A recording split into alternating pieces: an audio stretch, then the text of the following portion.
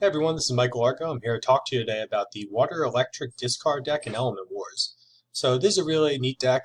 The general premise of it is that you want to get rid of your opponent's elementals in hand before you defeat their current elemental, taking advantage of the element replacement rule in Element Wars, which basically says that if you KO your opponent's elemental and they can't replace it with an elemental in hand, then they lose the game. So in the time your opponents are trying to take down 3 of your elementals, you only want to take down 1, maybe 2 of theirs. So let's talk about the basic cards in this deck, starting at the beginning with Gemini Gift. Now, the odds are every single deck that you're going to see is going to have 4 of this card. It's the best card in the game, without a doubt. It's just tilt any element you control, draw 2 cards. Can't really beat that. Then we're going to move on to Nebula Lacrima. Nebula Lacrima is more interesting than Gemini Gift because the drawback is definitely real. You can't just fire this off whenever you would like to, because discarding that 3 cards is a really big drawback. If you end up playing some of the cards you draw, the odds are you might have to discard down to the point where you have no elementals in hand if yours gets KO'd. Alright, Brain Shock. This is an interesting card because the earlier you get them out, the better. The general idea of this deck is, of course, to make your opponent discard all their cards in hand before you kill their elemental. So getting these out into play makes your job a little bit easier for you in the long run. Now, I'm going to group Neural Channel and Spear of Lightning together. They kind of do the same thing. Neural Channel has the added benefit of looking at the hand and picking out which card you want. But more often, Spear of Lightning is just going to be better because you're going to want to hit their elementals. Even though they get the choice, if they only have an elemental in hand, then you get exactly what you want. Shapeshifter Magic. This is a great flexible card. Sometimes it's Spear of Lightning, sometimes it's a Brain Shock, sometimes it's an Element Surge. That's kind of rare though. I think it's pretty great overall, and you're definitely going to want 4 of it in your deck. Treasure of the Sea, another great card. This is probably the most complex card in the deck for deciding when to play it because of this last line, end your turn. Now sometimes that can be a good thing, other times it can be a very bad thing. I'm going to talk about that a little bit later, but you're definitely going to want 4 of this card in your deck as well. Now let's talk about the cards on this secondary row. Typically these are going to be worse than the cards up here because these promote your main strategy while these are just supplemental. Now, for Pierce the Mind, you're going to want this card, not because its functionality is all that useful, but more because it just has this little line right here, draw a card. I would probably play it if it said almost anything else up here. You don't really care about seeing your opponent's cards in hand because you're not playing around that much. You're just making them discard cards in order to win the game. So having a draw card is kind of nice. So you're just going to fire these off as often as you get them to just replace them with hopefully a better card. River Dragon's War, this is a interesting card. It's very matchup dependent whether or not it's good, so more often than not, I think you're going to end up storing it to just grab those extra resources. But sometimes you want to play this card. If you think your opponent has a card that you absolutely cannot beat, it's great to have just one of these. Element Surge, 2 copies of this card. It's a great card. There are several good Essence cards in Genesis that you're going to want to watch out for, and this card is a pretty great catch-all for them. You only need 2 of them because of Treasure of the Sea. Again, it lets you run a virtual 6 copies of the card, so you're going to see it a lot more often if you really need it. Z Lightning, this card plays great into the general strategy of the deck. Again, you can also fetch it with a Treasure of the Seas out of your deck if you really need to. But you're probably going to end up drawing at least 1 copy over the course of the game because this deck kind of plays the long game.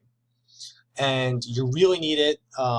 You really need it when your opponent's second elemental comes out if you weren't able to beat them on their first elemental.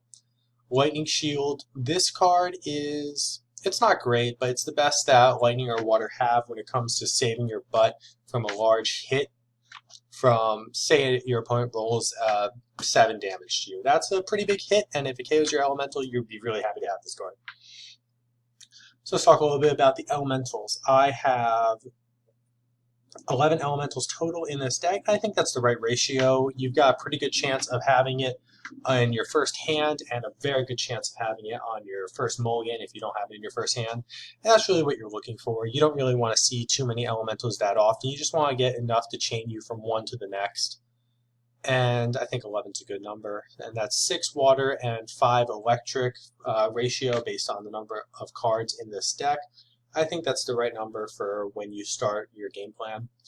I personally like Kung Fu Frog and Terror of the Sea and Water just because I think their point value is distributed the most evenly among all the other elementals, and I like evenness just because it lets you do the math about how many turns your opponent has left in the game a little bit more easily.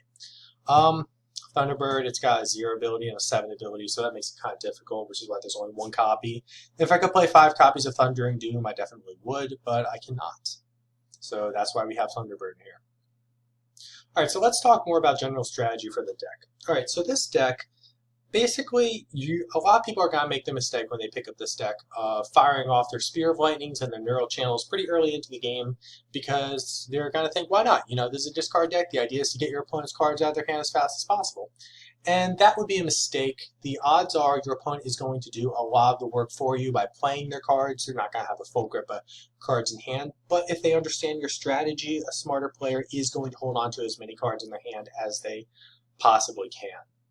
And that's when your game plan gets a little bit more difficult, and you're going to want to hold on to as many copies of these cards as you can, and you're going to fire them all off in one turn rather than spread out. Because your opponent can only hold 6 cards in hand, you know that that is the upper limit of how many discard effects you're going to need to play before you finish off their elemental.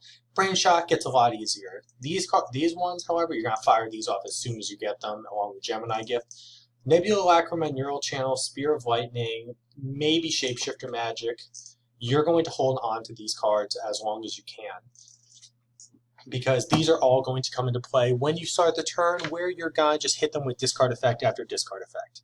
The general strategy is going to be, you know, you and your opponent have been playing back and forth for several turns. You've been storing your cards, and you're going to have probably 7 or 8 stored cards the turn you decide to finish off your opponent's elemental. Maybe they're at 3, 4 life, and you think you can definitely defeat them on that turn.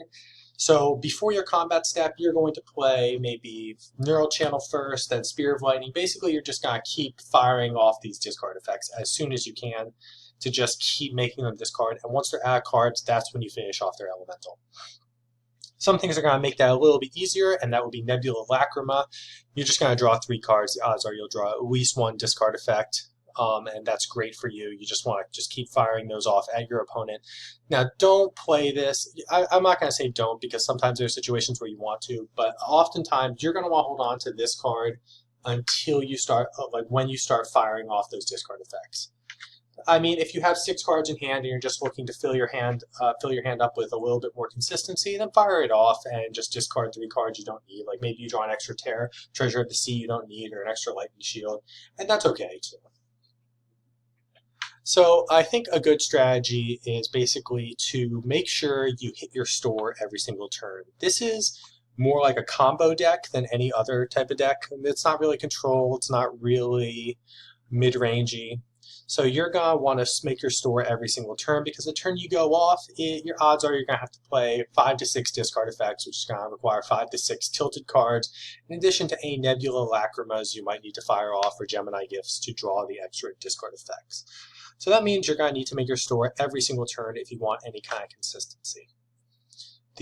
And don't worry about having to store like a Spear of Lightning or a Neural Channel. It's not the best thing, but honestly, it's more important to make your store every single turn, because the consistency of Shapeshifter Magic, Spear of Lightning, Neural Channel, Treasure of the Sea, all being multiples, means you're going to get your 6 regardless of whether or not you have to store one of these here or there.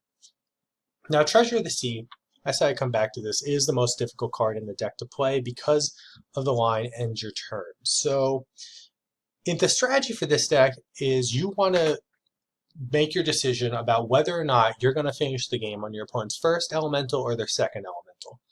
So you really want to finish them off on their first elemental, because if they get their second into play, it's basically like they have gained 15 points of health. So the odds are low, though. I think that you're going to be able to finish them on their first elemental. You need so many stored cards. The odds that you can't finish them off by just rolling, and even without modifiers, and defeating their elemental is pretty low. So, but if you get to that point, then you're going to want to play Treasure of the Seas to actually skip your combat step to keep their elemental alive for an extra turn by using the end your turn effect to your advantage. Now, make sure that you know that this card cannot be used during your combat step, otherwise you're just going to look a little bit silly. Like you fire off 2 Spear of Lightning and Treasure of the Sea, and your opponent just says, okay, my turn now, and that's going to be kind of awkward. Now, a lot of the time, you're going to fire off Treasure of the Sea pretty early to just grab Gemini Gift, and that's a great strategy. Gemini Gift is always good. I pretty much always get Gemini Gift unless I need a specific card like Z Lightning or Element Surge, because you'll draw these other cards naturally. There are so many copies of them in your deck, and they're all going to help you out a lot. I would suggest playing Treasure of the Sea pretty liberally early on into the game because it is almost completely useless later when you're going to start comboing off, so you can store it later if you need an extra store.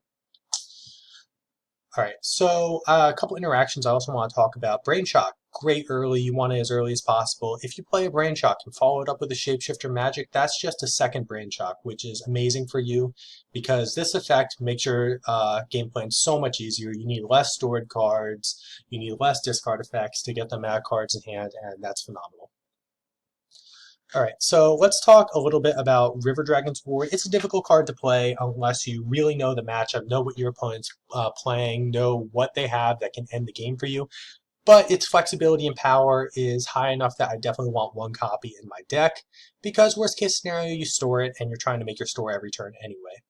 Don't be afraid to store this early if you don't know what your opponent's playing yet. I definitely would store it over, say, a Neural Channel or Spear of Lightning. But maybe you want to play it because your opponent is playing Eternity Beam. That's a hard deck to beat sometimes. So if you play this naming Eternity Beam, it makes your game plan a lot easier against that deck.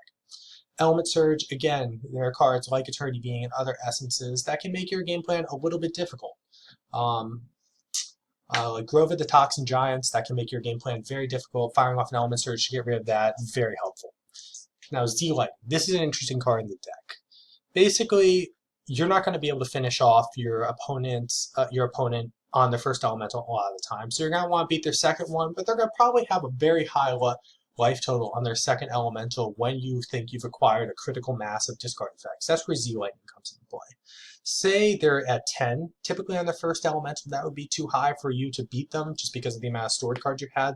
But on their second elemental, the odds are you have a lot higher amount of stored cards. So you can fire off like 3 Spear of Lightning, Shapeshifter Magic, a Neural Channel, and then suddenly this hits for massive amounts of damage right at their face.